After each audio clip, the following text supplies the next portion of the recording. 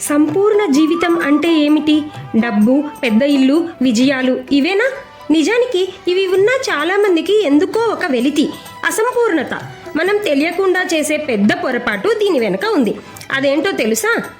మనం కేవలం ఒకే రంగంపై దృష్టి పెట్టి దాన్నే జీవితం అనుకుంటాం. అంటే కెరియర్ లేదా డబ్బు లేదా ఫ్యామిలీ ఇలా. కానీ ఆరోగ్యం, మనసు, ప్రశాంతత, సంబంధాలు, ఆధ్యాత్మిక ఎదుగుదల వీటిని విస్మరిస్తాం.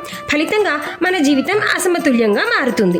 అంటే ఒక శరీరంలో తల మాత్రం ఎదిగి మిగిలిన ఏ అవయవము ఎదగకపోతే ఎలా అందవికారంగా కనిపిస్తుందో జీవితం కూడా అలాగే. ఇది మనం గుర్తించలేని పెద్ద పొరపాటు, జీవితంలో సమతుల్యతని కోల్పోవడం. ఈ సమతుల్యత గురించి మరి కృష్ణుడు ఏమంటున్నాడో తెలుసా? యుక్తాహార విహారస్య యుక్త చేష్టస్య కర్మసు యుక్త స్వప్నావబోధస్య యోగో భవతి దుఃఖః.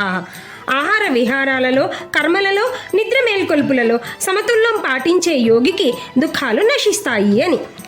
ఒక వ్యక్తి సంతోషంగా, ఆరోగ్యంగా అన్ని రంగాలలోనూ సమతుల్యం చేసుకున్నప్పుడే సంపూర్ణ జీవితం అంటే సమతుల్యతే మార్గం. ఈ రోజు నుంచే మీ జీవితంలోని ప్రతి రంగాన్ని నిశితంగా పరిశీలించండి.